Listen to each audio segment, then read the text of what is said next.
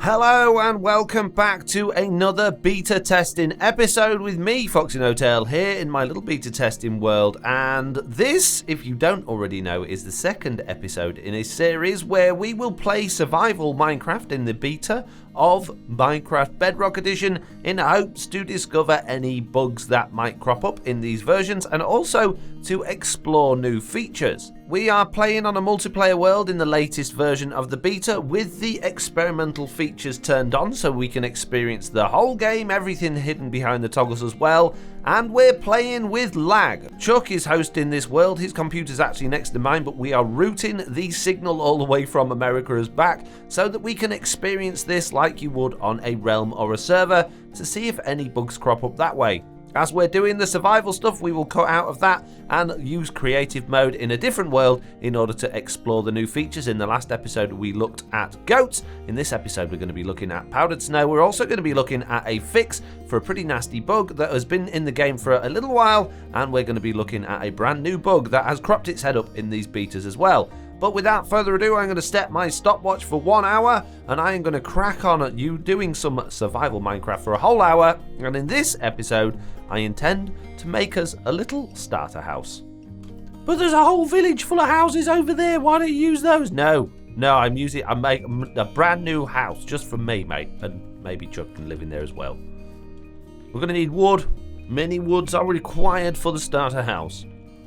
Okay, while I am gathering some resources for this starter house, let's now cut away to the clips of me discussing the brand new feature, which is powder snow. Let's do this. Powder snow. What is it? How does it work? And what's it for? Well, let's explore this brand new block that has been introduced into the game that will be coming out in Minecraft 1.17 because it's something like we have never seen before. Having said that, if we put some normal snow down and some powder snow next to it, it looks very much like it is something we have seen before because they're almost identical. The snow has a slightly softer texture than the powder snow. The difference being I can't walk through snow, but I can walk through powder snow. But you see, I got particles as well, and I went a little bit slowly. Now I am in creative mode. It still slows you down in creative mode. So in survival mode, if I stand in this block, I am going to get cold. I'm going to start freezing to death, but fortunately for me, I remembered my leather boots, which will slow down that process, if not stop it altogether. If I take my boots off, I should very slowly start to freeze. You can see the screen is zooming in on my character, and there is a frozen animation going around the side of the screen that is getting darker and darker, or maybe it's getting brighter and brighter. Basically, it's becoming less transparent, more opaque, and now my hearts have gone blue. I am frozen and I am taking freezing damage, which means when I come out of the ice, I'm still going to go pretty slowly. Oh, and apparently that's enough to crash the game as well. Oh no, just a big old lag spike. Jeez, let's try that again. Getting frozen, slowly but surely freezing to death. Nearly 100% completely froze, mate, as I stand on this beach in a nice tropical area. There we go, we're now frozen. Going to first person, step out of the ice, and we are still very, very slow. Is it going to glitch out like it did a minute ago? No. Good. That must have been a one-off. Right, so powder snow is basically snow that you can walk through, I guess, is probably the best way to describe it. And if you go inside of it, you actually get this really, really good-looking fog, which I love the idea of. If we throw a bucket on the floor like that, look how dim the bucket goes when it's away from us. The actual look of being inside fog, I think, is brilliant. It would be really good to be able to make some sort of fog mini game with this snow, because you can just about see entities inside it, but not very well. You have to get pretty close to be able to see them. And look, that guy can't. Well, we're in creative, so I guess that's why he's not hitting me. But the snow damage is pretty deadly. Even when I'm in creative, I'm getting that particle effect. But yeah, if only there was a way we could, oh jeez, disable it. Let me out. There I am. Well, we can. Good news, there is a game rule, a brand new game rule called freeze damage, and we can turn it to false. And when we do that, we can now go inside the powder snow and not freeze. However, I'm still frozen. Is that frozen effect going to stay on the screen? No, it does go away even with freeze damage off. That's good news, but it does take a little while. So we're going to go back into survival, go back inside this block, and you should see now with the freeze damage off, I still do get the particle effects, which is kind of weird, but I shouldn't actually freeze. Let's find out. Well, my hearts have gone blue as well, and I am going really slowly, but I am actually not freezing. So we could technically use this for a mini-game type of thing, but it's not quite the effect I was looking for. So what is it useful for? Well, it's useful for making traps, obviously. It's useful for slowing down your foes. If you manage to sort of make a snowy area and drop some powder snow in there, you can make sure your foes fall into that. But you can get around it by wearing leather boots. If you put your leather boots on, you can go inside the snow, you shouldn't take freezing damage, and you can actually then climb it like scaffolding. Again, I am in creative mode, so that's not really helping us. So let's go into survival. Let's look at this big pillar of the frozen stuff, and let's traverse it. There we go. I am going up that powdered snow, just like scaffolding, wearing my leather boots. Now, I can't do that without my leather boots, and I can go back down again, albeit very slowly when you travel down. You go up significantly faster than you travel down, which is a little bit strange. Now, at the moment, you can collect powdered snow in a bucket. The only way to get this in survival is with a bucket. You can use a bucket on powdered snow and collect it like that, and then you can place it back down again. Now, unfortunately, on the Bedrock edition of the game at the moment, this isn't usable in dispensers like I believe it is on Java edition. I believe on Java edition, they can put their bucket of snow inside a dispenser, power that dispenser, and it will place the powdered snow. Unfortunately for us, that doesn't work. Now I'm going to put an empty bucket inside of there. I'm going to put some powdered snow in front of that and press the button, and it just spits out the bucket. Yeah, no, we don't have access to those exciting mechanics yet on Bedrock edition. Another thing powdered snow is useful for is putting yourself out of fire. If I go in the fire there and set myself on fire and then go in the powdered snow, you will see I am no longer on fire, which is kind of handy. It's almost like jumping in water, but without needing the water.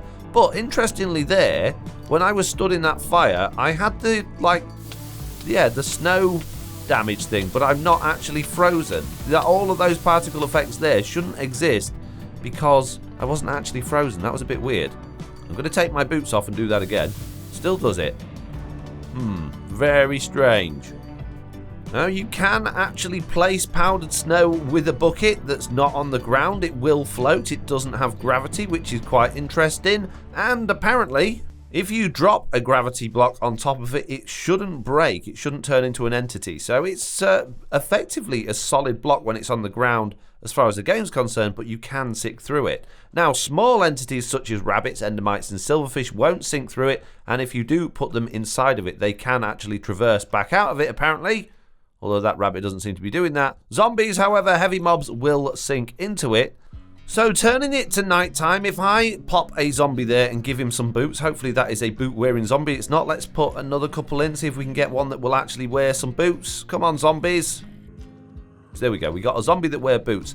Now, these ones will sink into the snow because they don't have boots on. But this one, if I put my boots on and go into survival, he should be able to pathfind over the powder snow to me without sinking into it, just like that, which is pretty good. And you can see that guy down there is having a bit of a tough time. And now, I believe that one is even taking freezing damage. He's having a little bit of a trouble pathfinding on the powdered snow, though. He is struggling to get to me, which is, kind of weird, really. Another interesting feature of powder snow is that goats will try to avoid it. As you can see there, that goat really wanted this wheat, and he walked all the way along the wood in order to get... Oh dear, he didn't do a very good job there. They will try and avoid it. It doesn't say that they're going to be particularly successful, but the idea is the goats will avoid it if they can. Come on, goat. Come get this nice tasty wheat. Do a better job than your friend. Your friend didn't do a very good job at all. Well done. Can you make it back again the other side? Can you do it without... Oh dear, no. They try and avoid it, but at the end of the day, they are Minecraft goats, so they're not ever so great. Another interesting thing about powder snow is there should be no fall damage according to the changelog, and there we go. I took no fall damage even wearing my boots, and I can sink. I forgot I can sink when I pressed shift. Oh jeez. Which means there are quite a few different items in the game that will now help reduce our fall damage. Let's check all of these out and see which one's better. Okay, honey blocks, and I'm going to stand in the center and I'm going to teleport myself 255 blocks up into the air and see what happens when I land. Will I have all of my fall damage negated? No, I won't. I'll die. Great. Good job. Excellent. And let's just go up by, I don't know, 30 blocks instead of 255. No, honey blocks is not good for fall damage, apparently. Wow. However, What's it like compared to sand? Sand from 30 blocks kills me. Okay, so sand from 30 blocks is instant death. However, honey blocks, we had still 3 hearts left. So that is helping with fall damage. I thought I was right on that. Jeez. What about slime blocks? Okay, 30 blocks. No damage at all. Amazing. Right, let's go up a bit higher. Very, very high onto the slime blocks gives us a really big bounce back, but no fall damage. So slime obviously completely reduces fall damage, but it is a little bit of a problem that you then need to get down from the sky. You can do it by pressing shift, but then you will take a little bit of fall damage. What about beds? What about beds from 30 blocks in the air? Beds will give you, a little bit of a bounce, but the same resistance as honey blocks. What about hay bales? Hay bales from 30 blocks.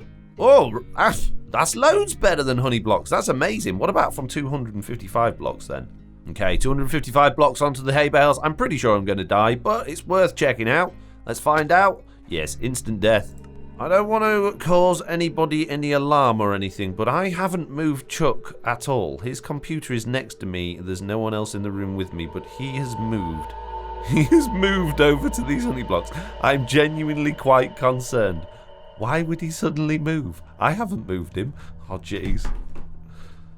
There's ghosts in this update, mate. It's Herobrine. Probably may well be Herobrine. You're in my way, Chuck. I was going to put some scaffolding there because I just remembered scaffolding also helps negate fall damage. Let's stand on the scaffolding. Let's do the 30 block high test on the scaffolding. And instant death. Instant death on the scaffolding. So scaffolding not all that great. So powdered snow then. Even with, well, we got no boots on at the no boots on at the minute. But let's try it. Boots. No boots, no damage. Let's try all the way up to 255 onto the powdered snow.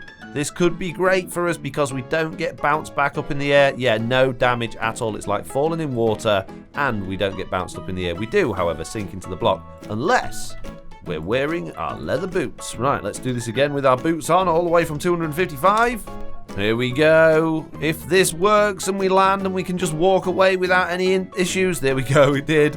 That is very, very OP. So basically we can land with our boots and just walk away without any issue at all. So that is really, really good. Obviously you can land in water and take no fall damage, but again, you're slowed by the water. Thanks, goat. I'm trying to go into game creative mode and the goat just shoved me in the water. Thanks very much, mate. What I wanted to test next, before I was rudely thrown off the side by the goat, was does water have any effect on powdered snow? Water, if you didn't know already, will wash away snow layers. Jeez. Place it somewhere else. Will wash away snow layers. And it should, by rights, turn them into snowballs. But they took that away in a recent update for parity, which is really weird. But it won't actually do anything with powdered snow. Powdered snow you can place water inside of, and it won't go anywhere. You cannot, however, waterlog the powdered snow. It won't be waterlogged. But yeah, it will hold water, which is fantastic. It won't get washed away. It's very, very useful. Can we place it underwater, though? I've got my powdered snow here. We can. We can place powdered snow underwater just like any other block. It's so weird having a block you can place, which you place with a bucket. That's very strange. Very strange indeed. So I guess that's about it for powdered snow at the minute. You can't put it in a cauldron, which is one of the things I've just tried, and you can't craft it, which means the only way you're going to be able to get it in survival is by going to one of the new mountain biomes when they come out and actually taking your buckets and collecting it.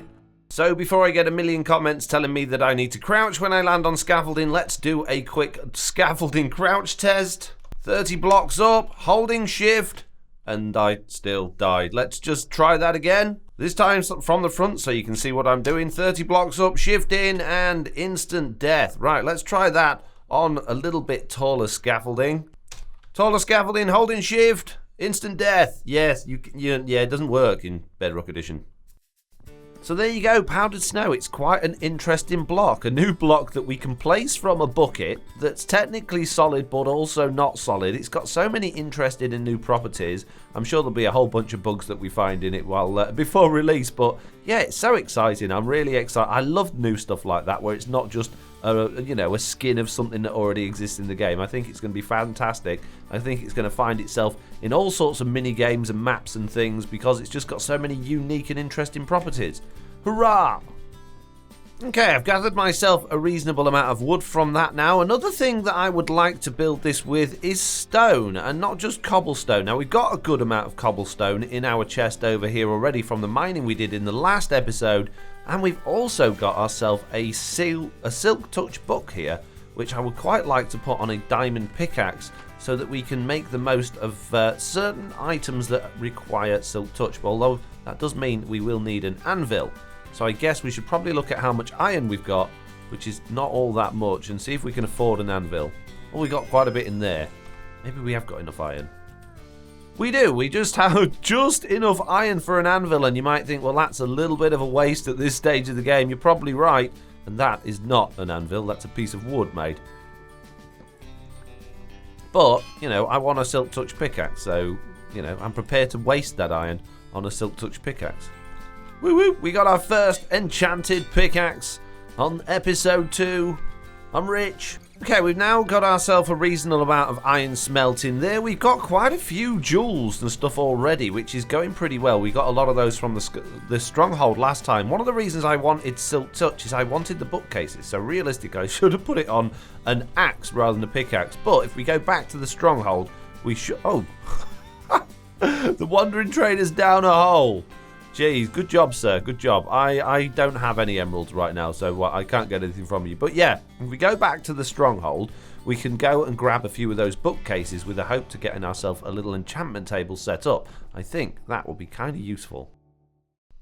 While we're making our way over to the stronghold, if you've got any features that are coming up in the new betas, whether it's like add-on stuff or actual like in-game features that you want me to talk about in these videos, then please do let me know down in the comments, because yeah, I'm all up for doing what you guys want me to do. That's absolutely fine. Also, if you've got any bugs that you've found in the beta versions of Minecraft, or if you have any fixes that you want me to go over and look at, then again, please do drop a comment down below letting me know what you found, and if you've got any bug reports for those as well that I can look at, that would be brilliant.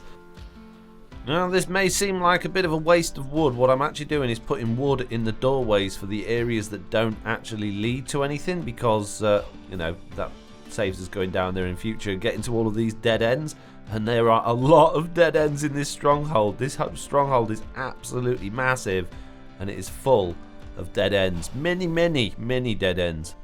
Aha! We have found the library, and now I'm going to have to painfully get these bookcases using silk touch with the pickaxe, which not only is not doing my pickaxe many favors with the durability, but it's also, you know, pretty slow. Well, there we go. We've got over half a stack's worth of those now, and I think I might actually start digging out some of this floor in here, because these will go very nicely in the house we're going to be building. Oh, unless you get silverfish. Yes, we definitely don't want the silverfish. Be careful which ones we break. It was also pointed out to me in the last episode that I said that I needed leather in order to turn these books into, yeah, bookcases. It's not leather, of course, is it? It is wood, so thank you for pointing that out for me. I was incredibly stupid. And there we go. I have torn out quite a lot of the blocks in here. Obviously not all of them, but we are running out of inventory space and time as well. Don't forget, I've only got an hour for each one of those episodes. Now, technically, if I wanted to, obviously I can go longer than that. But the idea is each episode to put an hour's worth of survival gameplay into the beta of Minecraft so that we can properly test it, you know? Not enough testing goes on. And if it's all on camera, we can see all of the bugs. Right, now I've got to try... remember the way out of here, which is not going to be easy. Oh, jeez. And before I go home, I am going to wrangle myself a little bit more of this free hay from this abandoned village because, well, it's free hay at the end of the day. Why not?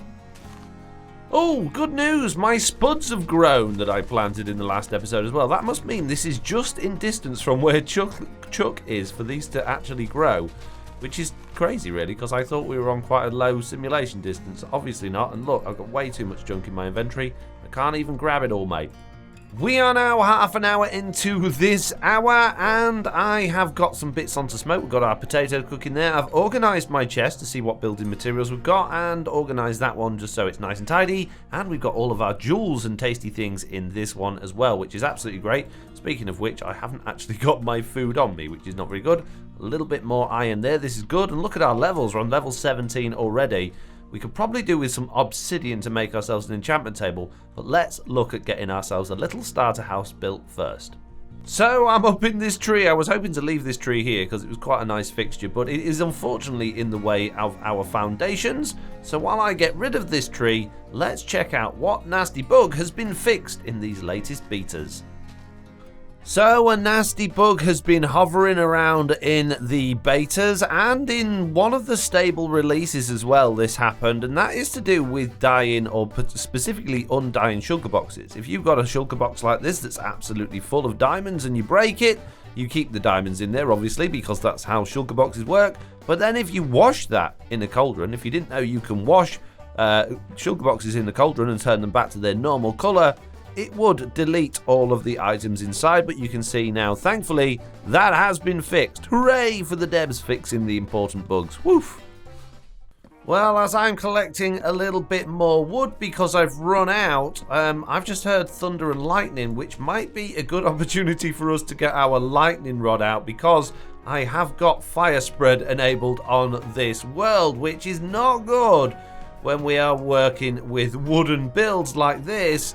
So yeah, we do have a lightning rod though that we made in the last episode. So let's go and make sure that that is far enough away from our build that if it gets struck with lightning, it's not going to be setting fire to our house and drowned.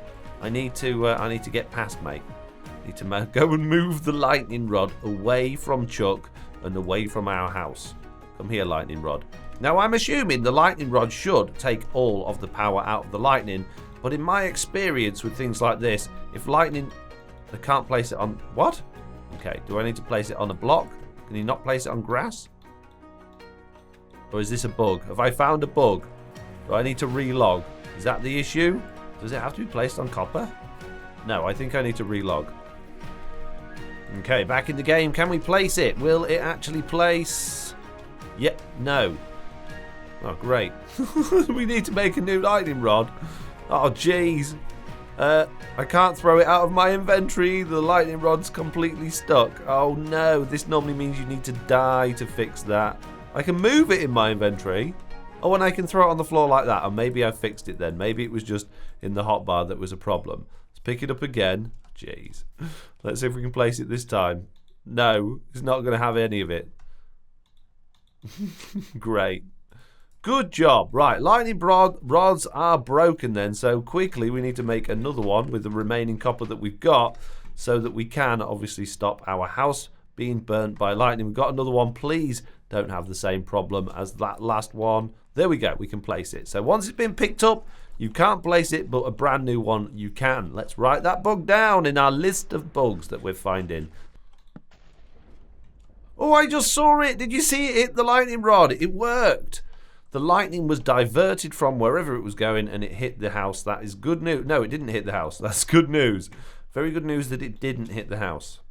The rain is still pouring and time is not on my side today. I have but 10 minutes left. So while I quickly scramble to get these last few walls in place, let's check out what new bug has been introduced in these experimental features. And this one is all to do with powder snow.